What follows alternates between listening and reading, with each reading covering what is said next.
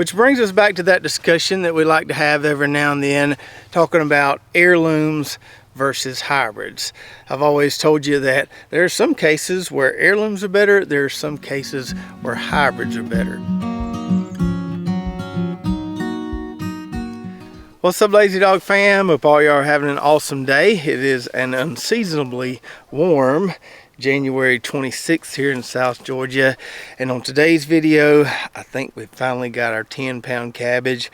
We're going to check and see. Also going to check on our Brussels sprouts experiment here behind me, and I'm going to tell you why this is the perfect example of why heirlooms are not always the best thing to grow. So as I showed y'all a few videos ago, we took a little chance with our cabbage during that last cold spell, left it out here, even though we could have already harvested some of these heads. Wanted to see if this megaton cabbage would get even bigger, and it certainly has. So all the leaves have started to stand back up after suffering through that cold spell. That one there is at least basketball size, if not a little bit bigger. This one here has something funky going on the top of it. I probably need to harvest that one today. Just peel back that leaf there. The rest of the head should be fine. And I think we may leave that one there for at least another week and see what happens. So I want to get these two right here, this monster and this one that's looking a little funky. So let's see if I've got enough knife here to cut this big old rascal. Get down in there, find me a good little spot. If you cut it in the right spot, it's a lot easier to cut. It's kind of like cutting a chicken wing in two. You just got to find that good spot there and you can cut it pretty clean. There we go. All right, so we got our two heads here. I'm pretty confident this one here is over 10 pounds. It feels pretty heavy. This is a big head of cabbage, not near as big as this one is. So I don't think I'm gonna weigh this one. I will weigh this one. And just as a side note, somebody the other day sent me a link. Someone in Louisiana had grown like a 44-pound cabbage. I don't know what variety they grew, but it was absolutely huge.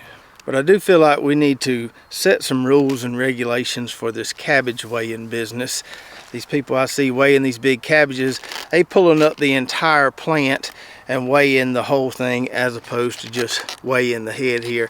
I feel like that's cheating a little bit. So if anybody knows who's in charge of this kind of stuff, maybe we could kind of just set some parameters that say, gotta just weigh the head, can't be getting dirt and all kind of other stuff in along with it.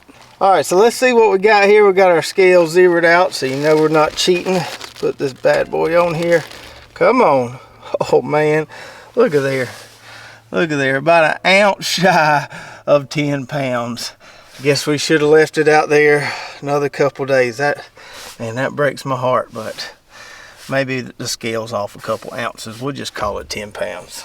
Now I have heard of people growing 15 to 20 pound cabbages with this megaton variety. I have yet to do it, but I'm pretty happy with this right here. And what's great about this variety, unlike some other giant varieties of stuff out there that might not be real fitting to eat, these actually taste really good. And I would highly recommend when you're growing cabbage to plant multiple varieties that have different maturity dates. So we planted the Bravo variety and this megaton variety, and it worked out perfectly. That Bravo is an earlier variety. We've already harvested most of our Bravo heads. They did really well for us. They don't get as big as these, but really good tasting cabbage. And then we have the megaton coming along a little bit later. So we have a nice little continual cabbage harvest over the course of, you know, a month or two there. So think about that when you're getting seeds, when you're planting cabbage. Get an early variety, get a little bit later variety, and then you'll have plenty of cabbage for a while. And now let's revisit our little Brussels sprout experiment we've got going on here. So several weeks ago, on half this row of Brussels sprouts, we harvested those bottom sprouts that were, say, bigger than a quarter. On the other half of the row, we left them, didn't harvest any. We wanted to see if there was any difference, if the plants would get taller, if we would end up getting more sprout production, better quality of sprouts if we plucked them as they grew versus waiting and harvesting the entire stalk at one time. And while the analytical side of my brain says we should let this experiment run its course, I think it's pretty easy to tell right now which is the way to go. Let's get in here a little closer and I'll show you what I mean. So here's one of those plants where we already harvested some of the sprouts on the bottom. Got quite a few off of here already. You can tell by the number of scars there along that stalk. If we look up here, I already cut away some of these leaves so we can see it a little bit better, but we're getting some really nice sprouts here now on the middle of the stalk.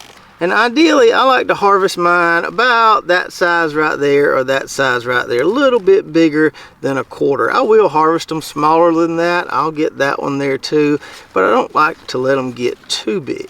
So let's contrast that stalk with this one right here where we haven't taken any sprouts thus far. And we can see some of these here are getting a little big. Now, they still look absolutely beautiful. For some reason, we haven't had any pest pressure this year. But in past years, what would happen, a lot of these bottom stalks would end up looking a little scraggly. The bugs would get after them just because they've been on here so long. So let me get this one off of here if I can. There's nothing wrong with that. It's just a little too big for my liking. So I think the way to go is to pick these things off as they grow. That way you can get them all kind of the same size and they'll all cook a little more evenly. So in past years, what I would do at this point when I had a nice stalk full of sprouts, maybe not all the same size, but a nice stalk full of sprouts, I would just cut that stalk at the base of the soil, harvest the entire stalk. But what I want to see this year is how much more growth we get on the top by just plucking away. So I'm going to go through here real quick and harvest all the Brussels sprouts that are decent size on this part of the row that we already harvested and on this part of the row here that we haven't harvested, because I don't really need to let those right there get any bigger. All right. We got us a nice big bowl of those delicious units just off 10 plants here. Now we do got these 2 runt plants here. That one's been a runt the whole time. This one here appears to have rotted out. Don't know what's going on with the middle of this row, but those 10 good plants gave us a heap of delicious looking Brussels sprouts. Now I don't know why it took me so long, so many years to learn to start harvesting them this way as opposed to just waiting and harvesting an entire stalk. I think it has a lot to do with when we were market gardening several years ago. We used to sell them on the hoof because a lot of people don't know how Brussels sprouts grow, and you give them a nice stalk full of sprouts. They thought that was neat, just seeing them on the stalk there, a little more visually appealing and a little less work just giving them the stalk as opposed to plucking it off for them. But just growing your own food in your backyard garden, this is the way to go. Just going out there plucking how many you ever need at a time. I guess the only downside to doing it that way would be that you need to grow more than just a couple plants to be able to harvest enough to eat at one time. So you probably need at least 5 plants or so, somewhere between 5 and 10 plants to get you a nice little mess. These right here will last us for several weeks in the fridge, and it's probably, I don't know, 3 meals there. We eat a lot of these things at one time. Now, anytime we talk about growing Brussels sprouts or post pictures of our Brussels sprouts on social media, we always get a heap of people talking about their difficulties trying to grow them. And I completely understand that. If you've been following me a while, you know there were many years where we got skunked trying to grow Brussels sprouts. This is the 3rd year in a row we've done pretty well. So it's not the easiest thing to grow. Hopefully I can give you a few tips. So I think the one issue a lot of people have is they don't feed them enough. That was the issue I had all those years. I didn't realize just how much you had to feed these things. Unless you've got some magical unicorn soil, you're going to need to pump the fertilizer of these things to get the production that you want. So wherever you're planning on putting your Brussels sprouts transplants, treat that area like you're trying to grow a world record cabbage. If you've got access to some manure, incorporate that into the soil ahead of time.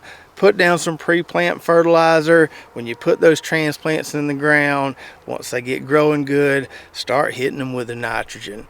Hit them one time. If they don't look green enough, you don't see those sprouts filling out, hit them again. You really got to feed these things to get some nice production, some nice pretty sprouts. And then another issue I think a lot of people have has to do with variety selection. Now, we grew a bunch of different varieties over the years before we settled on this Dagan variety, which has been a winner for us. Now the other day we posted a picture of some of these on our Facebook page, and we had somebody comment and say theirs weren't doing that well. I can't remember the variety they were growing, but it was one of the open pollinated varieties out there.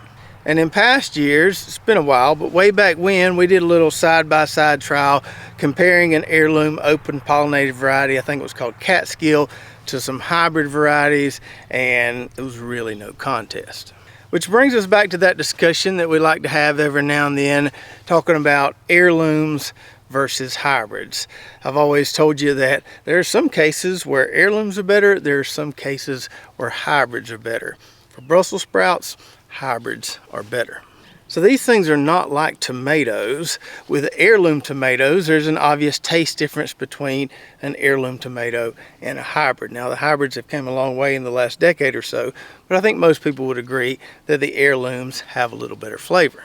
Now with Brussels sprouts, there's not going to be any flavor difference between an heirloom open pollinated variety and this hybrid Dagan variety here. Brussels sprouts are Brussels sprouts. It's just a matter of whether or not you can get them to grow. And with Brussels sprouts, we're not worried about saving seed. We're eating the vegetative part of the plant.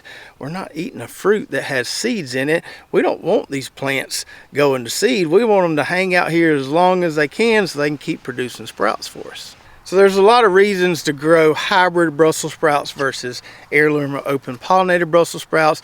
The one downside of growing these, as is the case with a lot of hybrids, is the seed cost.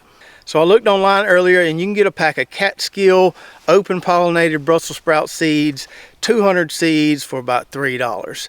But a pack of these Dagan seeds here, 50 seeds are going to cost you about $7. So these seeds are 10 times as expensive as an open pollinated variety. Now that's $7 for a pack of these. Sounds like a lot, and it is. But think about it this way. Who's really putting out 200 Brussels sprout plants? 50 seeds is plenty for most people. So even though you can get 200 seeds for $3, nobody's planting that many Brussels sprout seeds in a backyard garden. And if we think about the upside, the benefit of getting some really good production and some really nice looking sprouts, I think that cost difference is negligible. Because Brussels sprouts are in the ground so long, you put all this love into them, the last thing you want to do is get a stinker harvest, because you put a lot of work into those things. So I think as far as Brussels sprouts go, you might as well spend a little extra money, get you some good hybrid seeds that you can count on, that you can, depend on, that are going to be a little more reliable for you. Spend a few extra dollars, get a good variety, and it will pay off for you. Now, I don't mean to poo-poo on heirlooms. There are some veggies for which we like to grow heirlooms. I like to grow some of the heirloom pumpkin varieties. I like my heirloom perennial onions, and I like heirloom tomatoes, although they don't do that great down here for me. But for some things, hybrids is just going to be your better choice. Carrots come to mind. Who's really waiting 2 years for a carrot plant to produce seeds? We want to pull those carrots when they get big enough to eat, right? We don't want to leave them in the ground, wait another year for them to go to seed. Some other veggies that come to mind where hybrids are better: bulbing onions, broccoli, cabbage. I'm not really trying to harvest broccoli or cabbage seed, and we benefit from growing the heat tolerant hybrids down here in the south. So hybrids are the way to go for me with broccoli and cabbage. Sweet corn is another one. Of course, there's not hardly any open pollinated sweet corn varieties out there. Even your old varieties like Silver Queen are still hybrids. Now, a lot of you out there have been doing this a while, and so you know in which cases it's going to benefit you to spend that extra couple dollars and get that hybrid variety and get that extra performance. But a lot of beginner gardeners get caught up in this heirloom craze, and they don't realize the benefit to spending that extra couple dollars and getting that extra production. So just be careful out there when you're buying seeds and hearing different seed pitches. Know that sometimes that extra money spent on seeds is worth it. So I hope you enjoyed the video today. As always, you can find a lot of the fertilizers and other products we use around here on our website at lazydogfarm.com. If you want to step back in time a little bit to October, when we put these Brussels sprout transplants in the ground, and see how we do it, check out this video, and we'll see you next time right here at Lazy Dog Farm.